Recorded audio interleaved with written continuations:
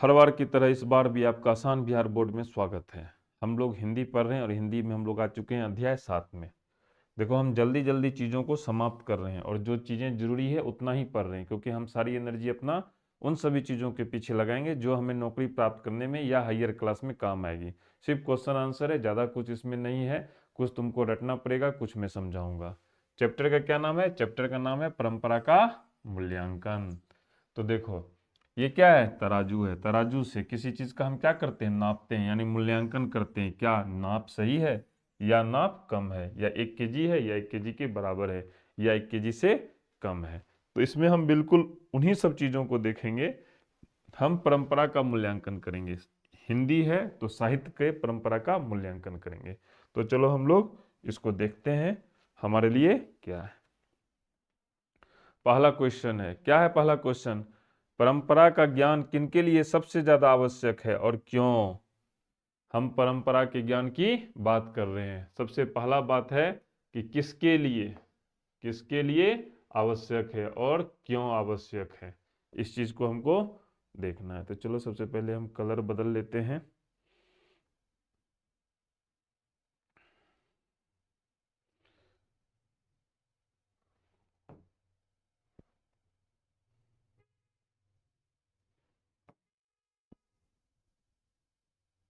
Good.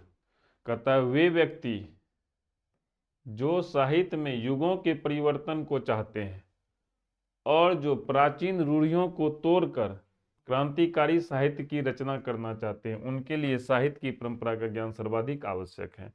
कौन कौन? कहता है, जिनको परिवर्तन चाहिए। किसमें परिवर्तन चाहिए? तो साहित्य के युगों में। दूसरा चीज, जो भी परिवर्तन करना चाहता है वो क्या करता है? प्राचीन रूढ़ियों को तोड़ता है, और तोड़कर क्या करेगा? वो क्रांतिकारी साहित्य की रचना करेगा।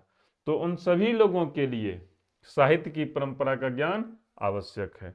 देखो, हमको परंपरा पता होगा तब तो हम खराब चीजों को तोड़ेंगे। दोनों चीज को समझो। जो चीजें खराब है और वो हमारे समाज में विद्यमान है, उसको हम रूढ़ियां कहते हैं। उसको हम रूढ़ियां कहते हैं। परंपरा हमेशा अच्छी चीज होती है। जैसे है ना, पूजा पाठ करना, ये परंपरा है। अब यहीं पर अगर अंधविश्वास आ जाए तो वो रूढ़ी है। तो जो भी व्यक्ति क्रांति लाना चाहता है, खराब चीजों को समाप्त करना चाहता है, उसके लिए परंपरा का ज्ञान आवश्यक है। यह इसलिए है क्योंकि साहित्य की परंपरा के ज्ञान से ही प्रगतिवादी दृष्टिकोण का विकास होता है। अगर हमको साहित्य की परंपरा का ज्ञान होगा तो क्या होगा? प्रगतिवादी दृष्टिकोण का विकास होगा। देखो, परंपरा अच्छी चीज है, तो जब हमको परंपरा का ज्ञान होगा तो हम प्रगति की ओर बढ़ेंगे और परिवर्तन मूलक साहित्य का निर्माण होता है। और हमको परिवर्तन करना होगा, प्रगति से परिवर्तन होगा और परिवर्तन से प्रगति होगा। तो क्लियर हो गया? प्रश्न नंबर 1 समाप्त हो गया। अब हम लोग प्रश्न नंबर 2 की ओर बढ़ते हैं। क्या है प्रश्न नंबर 2? परंपरा के मूल्यांकन में साहित्य के वर्गीय आधार का विवेक लेखक महत्वपूर्ण मानता है, क्यों? हम वर्गीय आधार करेंगे साहित्य का, उसके बाद हम ये देखेंगे कि वह महत्वपूर्ण है क्यों। देखो, पहले तो हम ये लिख देंगे कि साहित्य के वर्गीय आधार की समझ ही सबसे महत्वपूर्ण है। अब सवाल करेंगे क्यों। कहता है, मूल्यांकन करते समय पहले हम उस साहित्य का मूल निर्धारण करते हैं, ठीक है, जो शोषक वर्गों के विरुद्ध श्रमिक जनता के हितों को प्रकट करता है। देखो, जो भी क्रांति हुई है दुनिया में, हमारे देश में या दूसरे देश में या दुनिया के अन्य हिस्सों में, उसमें लेखकों और कवियों ने महत्वपूर्ण भूमिका निभाई है। उन्होंने लोगों के बीच क्रांति की भावना को बढ़ाया, उन्हें उनको अच्छी गलत की समझ विकसित की, शोषण के विरुद्ध आवाज उठाने का उनको ताकत दिया। तो यहाँ वही कहता है, शोषक वर्गों के विरुद्ध जो हम लोग का जो गरीबों का शोषण कर रहे थे, श्रमिक जनता को बोला आवाज उठाओ। कैसे? तो कविता के माध्यम से, कहानी के माध्यम से।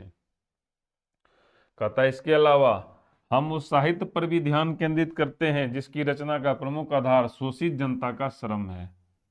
देखो, 10वीं क्लास में पढ़े, जब तुम पढ़ोगे तो तुम देखना उसमें बहुत सारे कवि लेखक, उन सभी चीजों का हम चर्चा करेंगे। जब भी रूस की क्रांति या फ्रांस की क्रांति या अमेरिका की क्रांति के बारे में चर्चा करेंगे या अपने देश की आज़ादी के बारे में पढ़ेंगे, समाचार पत्रों के रोल को हम समझेंगे।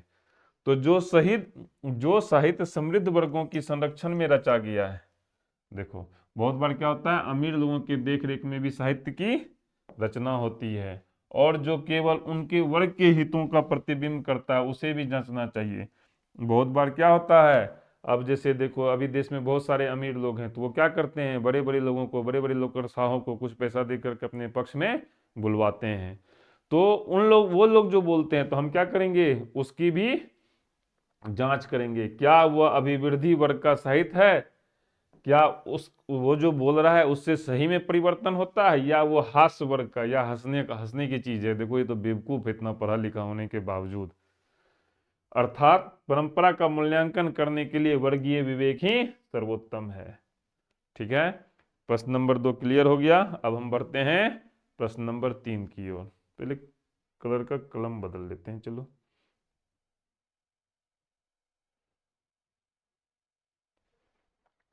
कहता है, साहित्य का कौन सा पक्ष अपेक्षाकृत अस्थायी होता है, इस संबंध में लेखक की राय स्पष्ट करें। हम अस्थाई की बात कर रहे हैं, हम किसकी बात कर रहे हैं, हम अस्थाई होने की बात कर रहे हैं। तो चलो देखते हैं। पहला चीज तो समझ लो, साहित्य का जो संबंध होता है वह मनुष्य के संपूर्ण जीवन से होता है। अगर हम ये कहें कि उसके एक ही हिस्से से, तो नहीं, संपूर्ण जीवन से होता है। अब आता है, जब मनुष्य के संपूर्ण जीवन की बात करते हैं तो उसका आर्थिक जीवन भी होता है, सामाजिक जीवन भी होता है ना, साहित्यिक जीवन भी होता है। तो जब हम आर्थिक जीवन की बात करते हैं तो मनुष्य एक प्राणी के रूप में भी अपना जीवन बिताता है। साहित्य में मनुष्य की अनेक आदिम भावनाएं प्रतिबिंब होती है, जो उसे प्राणी मात्र से जोड़ती है। साहित्य केवल एक विचारधारा ही नहीं है, बल्कि उसमें मनुष्य के इंद्रिय बोध और उसकी भावनाएं भी व्यक्त होती है। साहित्य का यह तत्व अपेक्षाकृत अधिक अस्थायी होता है। समझते हैं इसको। देखो, जब तुम कविता पढ़ोगे वो भी साहित्य है, या अभी जो तुम परंपरा का ज्ञान पढ़ रहे हो ये साहित्य है। हिंदी जब हम पढ़ रहे हैं तो इसमें हम क्रांति की भी बात कर रहे हैं, है ना। तो ये क्रांति की बात तो इतिहास की बात है, लेकिन हिंदी में हम इसको क्यों पढ़ रहे हैं, तो कहता है वही है साहित्य। यह केवल एक विचारधारा ही नहीं है कि भाई क्रांति होनी चाहिए, यह मनुष्य के इंद्रिय बोध, यानी मनुष्य को जगाया कि देखो तुम सोए मत रहो, तुम्हारा शोषण हो रहा है। और उसकी भावनाएं भी व्यक्त होती है। कभी क्या होता है, कोई प्रेमिका के लिए प्रेमी गाना भी गाता है, कविता भी लिखता है, तो वही हुआ, भावनाएं भी व्यक्त करता है। या माँ बेटे के लिए भी कविता लिखती है, या पुत्र माँ, हम लोग है ना, बहुत सारा चीज होता है जो माँ के लिए लिखते हैं, पिता के लिए लिखते हैं, तो वो सारा चीज है। अपने देश प्रेम के लिए कविता लिखते हैं। तो साहित्य का यह तत्व अपेक्षाकृत अधिक अस्थायी होता है। क्लियर हो गया। हमने प्रश्न नंबर 3 को समाप्त कर दिया। देखो हम लोग इस पे बकवास ज़्यादा नहीं कर रहे हैं, हाई नहीं कर रहे हैं, अपने काम पर केंद्रित हैं। वो समय आएगा जब हम लोग प्रैक्टिस करेंगे, तुम सवाल बनाओगे, तो उस समय हम लोग थोड़ा बहुत इस चीज़ों को देखेंगे। अभी मैं इसको जल्दी जल्दी समाप्त कर रहा हूँ, जो जरूरी है उतना ही करेंगे। और एक बात और, पढ़ना पड़ेगा, ठीक है, हवा हवाई करने से कुछ नहीं होता है। आते हैं प्रश्न नंबर 4, क्या कहता है, साहित्य में विकास प्रक्रिया उसी तरह संपन्न नहीं होती जैसे समाज में, लेखक का से स्पष्ट कीजिए। अब देखो, विकास प्रक्रिया की बात हो रही है, किसकी प्रक्रिया की बात हो रही है, विकास प्रक्रिया की। तो कहता है समाज में जो विकास प्रक्रिया होता है, जैसे अभी देखो गांव में पहले रोड नहीं था, अब रोड बन गया, वहां भी इंटरनेट पहुंच गया। आज जो दिल्ली में चीजें होती है वो थोड़ी दिन, कुछ ही दिन बाद या उसी समय गांव में भी हो जाता है। तो ये जो विकास है, लेकिन साहित्य में जो विकास होता है वो अलग अलग है। तो कहता है इस पर स्पष्ट कीजिए। तो चलो देखते हैं। पहला बात तो लिख देंगे, साहित्य का विकास समाज के विकास की तरह संपूर्ण नहीं होता। लेखक का यह कहना है कि जैसे समाज का विकास कभी संपूर्ण नहीं होता, क्या समाज का विकास कभी संपूर्ण होता है, नहीं होता है। पहले लोगों की आवश्यकताएं केवल भोजन, कपड़ा और घर ही था, और आज लोगों की आवश्यकताएं बदल चुकी है। आज उसको मोबाइल भी चाहिए और मोबाइल में डेटा भी चाहिए। तो विकास कभी समाप्त नहीं होती है, वो अनवरत चलता रहता है। तो उसी तरह से साहित्य का विकास भी कभी संपूर्ण नहीं होता, है ना। पहले लोग अखबार पढ़ के अपने आप को इंटरटेन करते थे, और आज वो इंटरनेट पे रील्स देख के अपने आप को इंटरटेन करते हैं। तो उसी तरह आज साहित्य का क्या हुआ, एक तरह से देखो तो रूप बदल गया। तो साहित्य का विकास भी कभी संपूर्ण नहीं होता। यदि हम कभी साहित्य के विकास को संपूर्ण और दोष रहित मान ले, अब हम मान लिए साहित्य का विकास संपूर्ण हो गया, अब विकास होने वाला नहीं है, तो फिर कभी कोई कवि नहीं होगा और साहित्य का विकास कभी नहीं होगा। तो क्या आज तुम देखो नए नए कवि भी पैदा ले रहे हैं, ऐसा थोड़े ही है कि तुम में से कोई कवि नहीं बनेगा। तो वही कहता है, अगर हम साहित्य का विकास मान लेंगे कि साहित्य का विकास हो गया, तो मुझे यह मानना पड़ेगा कि तुम में से कोई कवि नहीं बनेगा, तुम में से कोई लेखक नहीं बनेगा। क्या यह संभव है? नहीं, यह संभव नहीं है। तो एक विकासशील समाज में भी विकास कभी संपूर्ण नहीं होता, उसी प्रकार साहित्य में भी विकास कभी संपूर्ण नहीं होता। अर्थात जैसे जैसे समाज का विकास होता रहेगा वैसे वैसे ही साहित्य का विकास भी होता रहेगा। अब समझो, जिस समय इंटरनेट नहीं था तो उस समय जो लेखक कवि लिखते थे वो इंटरनेट को केंद्र में करके नहीं लिखते थे। आज तुम अगर अखबार को देखोगे तो ज्यादातर इंटरनेट की दुनिया की बातें छपी भी रहती है। जैसे साइबर अपराध, पहले जो अपराध होता था वो डकैती हुआ करता था, ठीक है। अभी मैं बैंक में हूँ, बार बार ये समस्या आती है, मनी मूल चल रहा है, दूसरे के खाता में पैसा मंगाया जा रहा है, साइबर ठगी हो रही है, फोन पे फोन करके ओटीपी मांग लिया जा रहा है। तो पहले ये नहीं था। तो इसी तरह से सारा चीज होता है। तो क्लियर हो गया? आगे बढ़ते हैं, देखते हैं प्रश्न नंबर 5। क्या देखते हैं हम लोग? प्रश्न नंबर 5। प्रश्न नंबर 5 क्या है? लेखक मानव चेतना को आर्थिक संबंधों से प्रभावित मानते हुए भी उसकी सापेक्ष स्वाधीनता किन दृष्टांतों द्वारा प्रमाणित करता है? बहुत अच्छा लाइन है। आज के परिप्रेक्ष्य में, तुम्हारे परिप्रेक्ष्य में क्या कहता है? मानव चेतना जो है वो आर्थिक संबंधों से प्रभावित है। अब मैं बात आता हूं, तुम जो पढ़ रहे हो, तुम क्यों पढ़ रहे हो? क्योंकि तुम्हें नौकरी प्राप्त करनी है और पैसे कमाना है और अच्छे जीवन जीना है। बिल्कुल यही बात है। यानी और ये जो चेतना है पढ़ने का, ये आर्थिक संबंध से प्रभावित है। मैं क्यों पढ़ा रहा हूं? तुम वीडियो देखोगे, ठीक है, मेरा नाम होगा, मेरा नाम होगा तो हो सकता है कहीं पे मुझे कुछ मॉनेटरी बेनिफिट हो। हालांकि ये जो चैनल ये पूरी तरह से फ्री है। तो ये जो चीजें हैं, यानी हमारी जो मानवीय चेतना है वो क्या आर्थिक संबंध से प्रभावित है, इसी चीज को कहता है लिखने के लिए। लेखक मानव चेतना को आर्थिक संबंधों से प्रभावित होने पर भी उसकी सापेक्ष स्वतंत्रता को स्वीकार करते हैं। कहते हैं हम उससे प्रभावित हैं फिर भी हम स्वतंत्र हैं। फिर भी हम क्यों हैं? स्वतंत्र हैं। कैसे स्वतंत्र हैं? क्योंकि मानव चेतना का आर्थिक संबंधों में प्रभावित होना एक परिस्थिति है। यह एक परिस्थिति है कि तुम पढ़ रहे हो पैसा कमाने के लिए, लेकिन ऐसा थोड़े ही है तुम घूस ले लेगा नौकरी करने के बाद, ठीक है। तो वही चीज है, उस परिस्थिति के कारण अपने भावों को त्याग करना अनिवार्य नहीं है। लेखक इस बात को उदाहरण देते हैं कि एथेंस और अमेरिका दोनों ही गुलाम थे। चलो एक उदाहरण है, अमेरिका भी गुलाम था और एथेंस भी गुलाम था, पढ़ेंगे हम लोग इतिहास में। लेकिन एथेंस की सभ्यता ने पूरे यूरोप को प्रभावित किया। यूरोप के लोग जो है एथेंस को अपना आदर्श मानते हैं, लेकिन अब जबकि अमेरिका ने नहीं, अमेरिका की सभ्यता अलग है। उसी तरह सामंतवाद ने दुनिया भर में अपना प्रभाव डाला। हर जगह जमींदार हुआ करते थे, सामंत होते थे, लेकिन ईरान और भारत में ही दो काव्य के प्रमुख केंद्र थे। सामंतवाद सब जगह था, लेकिन कवि का जो जन्म हुआ मुख्य रूप से दो ही जगह हुआ, ईरान और भारत। तो क्लियर हो गया? अब हम लोग बढ़ेंगे प्रश्न नंबर 6 की ओर। अब हम लोग किधर बढ़ेंगे? प्रश्न नंबर 6 की ओर। साहित्य के निर्माण में प्रतिमा की भूमिका को स्वीकार करते हुए लेखक किन खतरों से आगाह करता है? कहता है साहित्य का जब निर्माण हो, प्रतिमा की भूमिका को स्वीकार तो कीजिए, लेकिन कुछ खतरा भी है, उससे बचना है। कुछ खतरा भी है और उससे बचना है। तो क्या खतरा है? कहता है एक निर्विवाद सत्य है, निर्विवाद, जिसमें कोई विवाद नहीं हो। कभी कभी पूछेगा विवाद का विलोम शब्द क्या है, तो लिखना है निर्विवाद, जिसमें कोई विवाद नहीं है। क्या विवाद नहीं है? कहता है जब तक कुछ विशेष सामाजिक परिस्थिति नहीं हो तब तक कला या साहित्य का विकास नहीं हो सकता है, ठीक है। क्यों? क्योंकि जब तक, कहते हैं ना, जब परिस्थितियां प्रतिकूल होती है तब कोई दीदार पैदा लेता है, तो वही है। लेकिन समान सामाजिक परिस्थितियां, लेकिन कहता है ऐसा नहीं है, अगर समान सामाजिक परिस्थिति हो तो भी कला का विकास हो, तभी कला का होने पर भी कला का विकास हो, यह आवश्यक नहीं है। यहाँ असाधारण प्रतिभाशाली लोगों की महत्वपूर्ण भूमिका होती है। अब देखो, ऐसा थोड़ा ही है कि गावस्कर हुआ तो सचिन तेंदुलकर नहीं हुए, सचिन तेंदुलकर हुए तो विराट कोहली नहीं हुए, यानी हर दौर में कोई न कोई आते रहेंगे, तो यही कहता है। यहाँ उसी तरह से साहित्य में हमेशा कोई न कोई लोग आते रहेंगे। एक समय मुंशी प्रेमचंद्र थे, और एक समय, नाम मैं भूल रहा हूँ, 3 इडियट्स के जो लेखक हैं वो आए। उसी तरह आज आपके जो लेखक हैं, चलो समय रहते मुंह पे आवाज नहीं आता, आज हम उनकी कविताएं पढ़ते, कुमार विश्वास की कविताओं को पढ़ते हैं और सुनते हैं।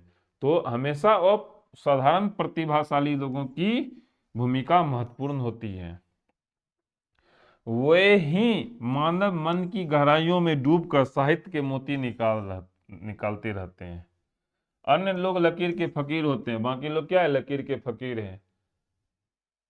लेकिन इन विशिष्ट लोगों की रचनाएं भी पूर्णतः दोष रहित नहीं होती। लेकिन ऐसा नहीं है, कुमार विश्वास की जो रचनाएं हैं वो दोष रहित नहीं है, इसलिए हमेशा कुछ नया करने की गुंजाइश रहती है। लेकिन हमें व्यक्ति पूजा से सावधान रहना चाहिए। अब ऐसा नहीं है कि कुमार विश्वास जी कुछ कर रहे हैं तो वो सही ही है, हमें व्यक्ति पूजा से सावधान रहना चाहिए। केवल तभी साहित्य का स्थायी महत्व होगा। क्लियर हो गया? अब बढ़ेंगे आगे प्रश्न नंबर 7 की ओर। राजनीतिक मूल्यों से साहित्य के मूल्य अधिक स्थायी कैसे होते हैं? 2 मूल्य है, राजनीतिक मूल्य और साहित्यिक मूल्य। अब मैं बताता हूं, अभी मैं थोड़ी देर पहले जहां से आ रहा हूं वहां पे प्रशांत किशोर की पार्टी का पार्टी के लोगों का जमघट लगा हुआ था। तो उसमें बहुत सारे लोग ऐसे थे जो पहले कभी किसी और पार्टी में थे, अब वो उस पार्टी में आए हैं। तो राजनीतिक मूल्य क्या हो रहा है, ट्रांसफर हो रहा है। तो कहता है राजनीतिक मूल्य से साहित्य के मूल्य अधिक अस्थायी होते हैं। लेकिन मैं ऐसे बहुत सारे कवियों को जानता हूँ, ठीक है, जो लोकल लेवल पे कवि हैं, वो जिस पार्टी से शुरू में जुड़े थे आज भी उसी पार्टी से जुड़े हुए हैं। तो राजनीतिक मूल्यों के मुकाबले साहित्य के मूल्य अधिक अस्थायी होते हैं। लेखक का विचार है कि अंग्रेज कवि टेनिसन ने लैटिन कवि वर्जिल के विषय में एक कविता में लिखा है कि रोमन साम्राज्य का वैभव समाप्त हो गया। देखो, एक अंग्रेज कवि हैं टेनिसन। बहुत चीजें हमें तब पता चलती है जब हम किताब पढ़ते हैं जो कि साहित्यकारों ने लिखा है और कवियों ने लिखा है।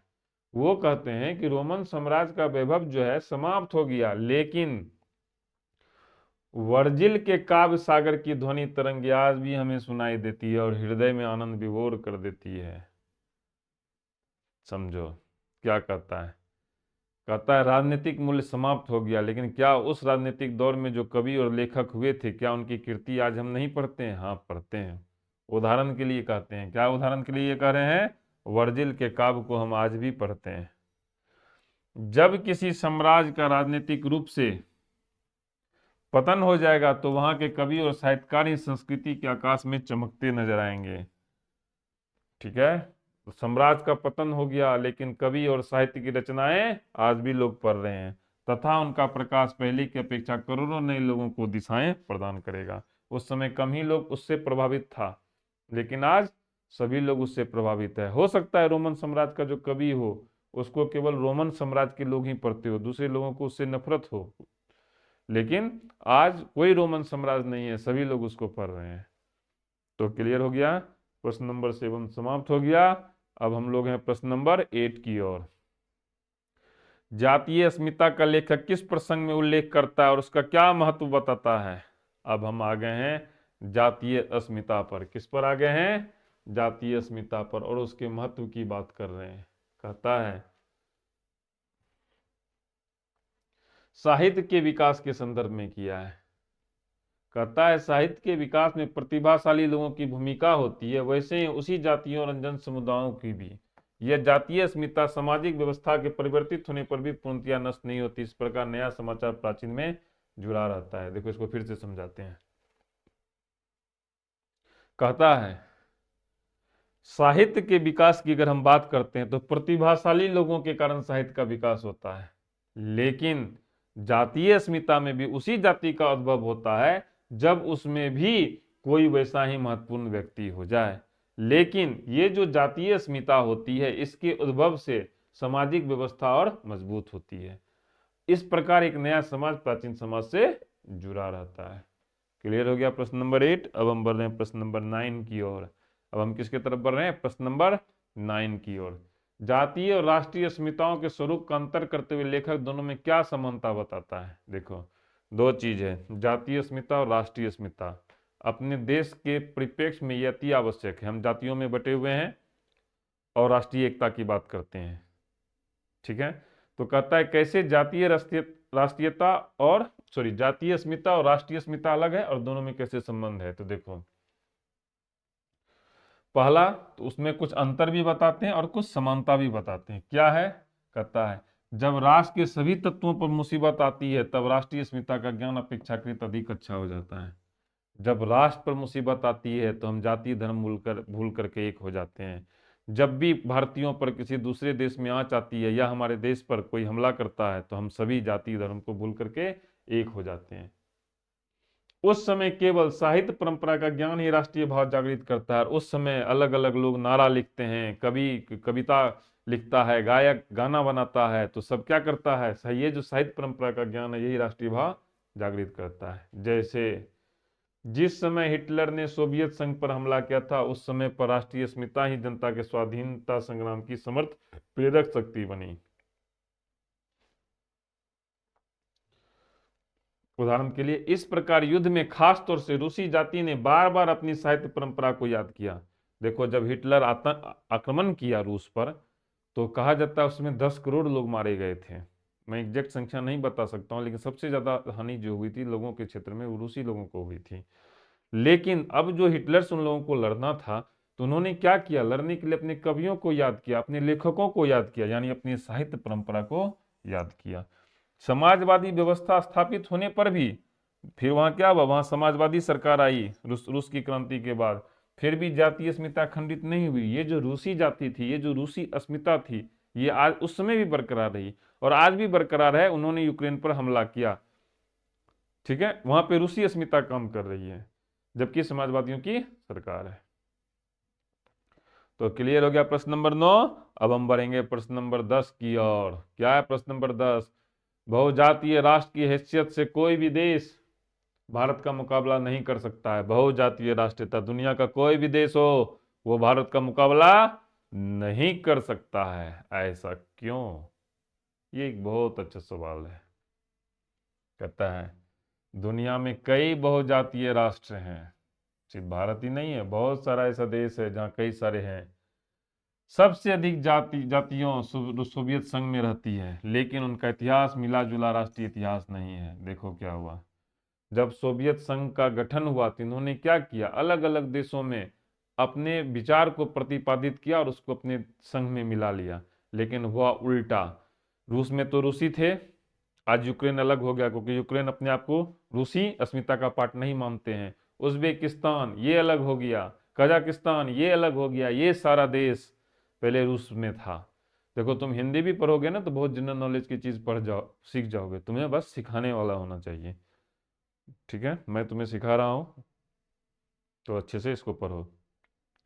इसके विपरीत लेकिन अगर हम बात जाएं भारतीय जातियों का बात करें तो यहाँ का राष्ट्रीय इतिहास एक है, उत्तर से लेके दक्षिण तक, पूरब से लेके पश्चिम तक। आवाज दो हम सभी भारतीय एक हैं, आवाज दो हम सभी भारतीय एक हैं। तो यहाँ पर क्या इतिहास एक है। यूरोप के लोग यूरोपियन संस्कृति की बात करते हैं। आज यूरोप के जो देश हैं, शायद यूरोपियन यूनियन में जिस समय मैं कंपटीशन की तैयारी कर रहा था उस समय 30 देश हो चुके थे, ये 5-6 साल पहले की बात है, आज हो सकता है ज्यादा देश हो। तो ये सारे देश जो छोटे छोटे टुकड़े में बटे हुए हैं वो कहते हैं हम सभी यूरोपियन एक हैं, ठीक है। लेकिन वो एक राष्ट्र नहीं है, कई राष्ट्र मिल करके एक यूनियन बना रहा है। लेकिन यूरोप कभी एक राष्ट्र नहीं बना, अपितु दो भागों में विभाजित होकर राष्ट्रीयता को ही विभाजित कर डाला। यद्यपि दो भाग नहीं कई भाग में बटा हुआ है। अगर देखा जाए तो ये दो भाग हम इसलिए कहते हैं कि जब विश्व युद्ध हुआ था तो वो दो भाग में बटा हुआ था। इस प्रकार बहुजातीय राष्ट्र की हैसियत से भारत का मुकाबला कोई भी राष्ट्र नहीं कर सकता है। यहाँ कई जातियां हैं, जातियों में कई जातियां हैं। अगर तुम किसी भी जाति को उठाओगे तो तुम जिस राज्य में जाओगे वहां तुम उसके अलग टाइटल्स देखोगे, तो इससे ये पता चलता है कि जातियां में भी कई जातियां हैं, तो भारत का कोई मुकाबला नहीं कर सकता है। गुड, आगे बढ़ते हैं प्रश्न नंबर 11। भारत की बहुजातीयता मुख्यतः संस्कृति और इतिहास की देन है। कैसे? अब जो कहा, ये जो बहुजातीय व्यवस्था हमारे यहाँ, ये हमारे संस्कृति और इतिहास की देन है। सवाल है कैसे? पहला तो लाइन लिख दिए, संसार में विलक्षण और अनोखी है, थोड़ा बहुत चर्चा कर दिए, देखो बहुत सुपर है ये। उसके बाद फिर लिख दिए कोई और नहीं है, लेकिन अब सवाल है ये कैसे संस्कृति की देन है। कहता है भारत में कई जातियां शुरू से ही रही और बहुत सी जनजातियां समय समय पर बाहर से आई। देखो एक कविता है, उसकी एक दो लाइन है जो मैं आज भी मुझे याद है, जब मैं पढ़ाई करता था तुम्हारी तरह ही हाई स्कूल में था, तो उसमें वो कहते थे, हम में कोई शक कोई खून कोई मंगोल है, तो फिर जुम्मन का घर क्यों जले। अगर देखा जाए तो यहाँ पे बहुत सारी जातियां आक्रमणकारी बन के आई, लेकिन जब वो भारत आई तो हम में ही समा गई। लेकिन सब एक दूसरे में इस प्रकार घुल मिल गई कि एक समेकित संस्कृति बन गई। इतनी जातियां आई, सब इस तरह से मिल गई कि पता ही नहीं चल रहा है कि कौन इसमें अलग है और कौन समाया हुआ है। तो इस प्रकार देश का इतिहास इसका मुख्य साक्ष्य है। इस प्रकार भारत की बहुजातीय मुख्यतः इतिहास और संस्कृति की ही देन है। क्लियर हो गया प्रश्न नंबर 11। अब आते हैं प्रश्न नंबर 12। क्या है प्रश्न नंबर 12? किस तरह समाजवाद हमारी राष्ट्रीय आवश्यकता है, इस प्रसंग में लेखक के विचारों पर प्रकाश डालें।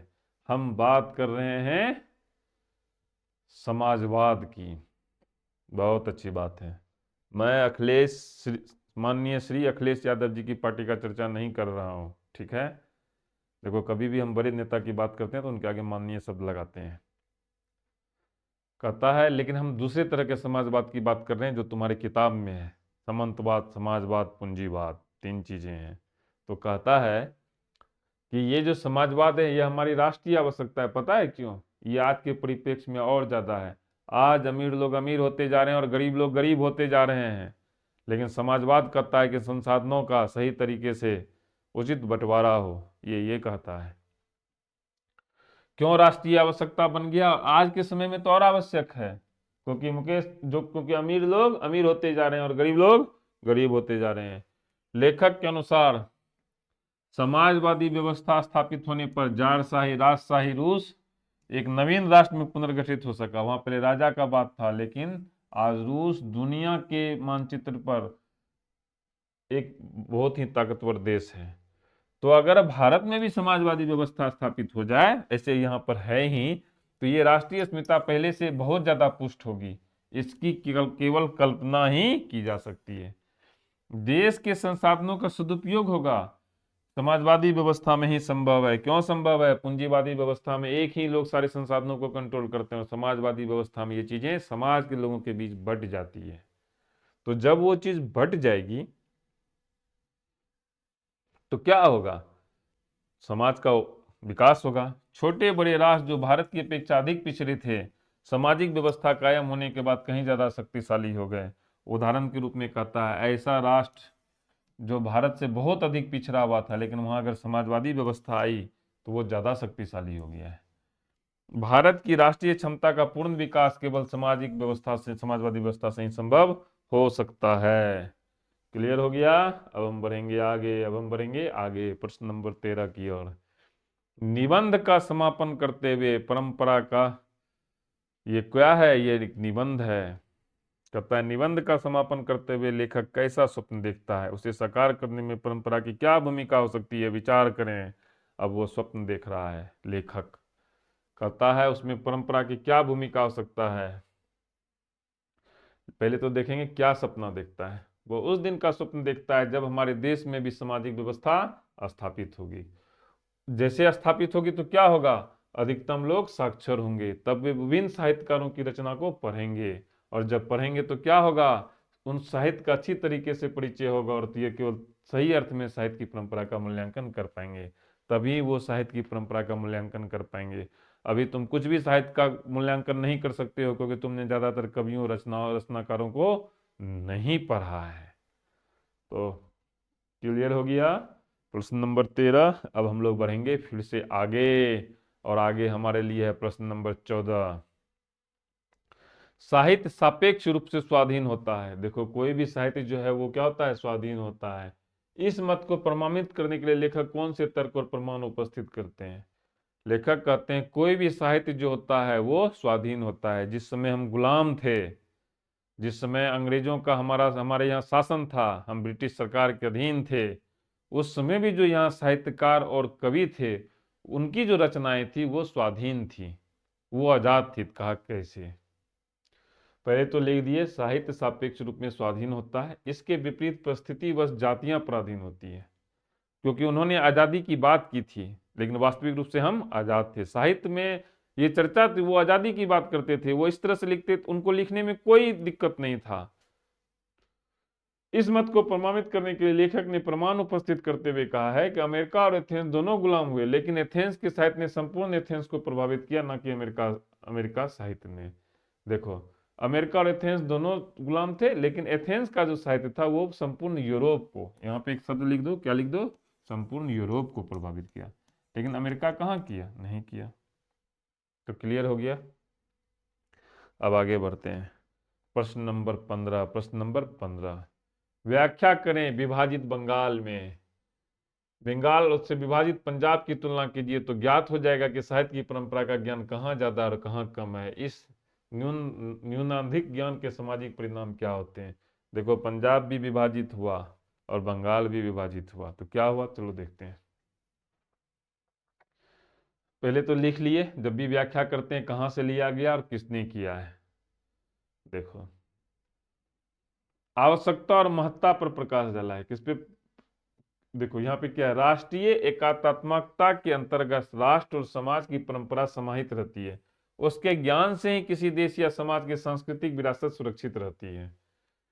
इसलिए विभाजित बंगाल का तुलना कर रहे हैं विभाजित बंगाल से, और हम देख रहे हैं कि साहित्य की परंपरा का ज्ञान कहाँ जाता है। यह बात विभाजित बंगाल तथा विभाजित पंजाब की आपस में तुलना करने से पूर्णतया स्पष्ट हो जाती है।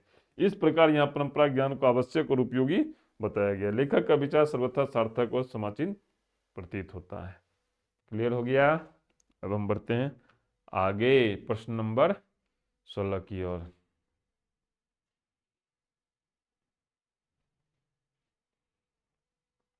इसमें थोड़ा सा हमको बदलना था क्योंकि अब समाप्त हो गया है। अब हम लोग आगे हैं क्वेश्चन और आंसर में। अब हम लोग आ गए हैं इंग्लिश ग्रामर में, सॉरी हिंदी व्याकरण में आ गए हैं। तो हिंदी व्याकरण को हमने और सब वीडियो में भी कहा है, इसको सेपरेट तरीके से पढ़ेंगे ताकि चीज़ें और आसान हो। तो इस वीडियो में मैं इतना ही रहने देता हूँ। तो बच्चों, तुम लोगों को ईश्वर सफलता प्रदान करे। धन्यवाद।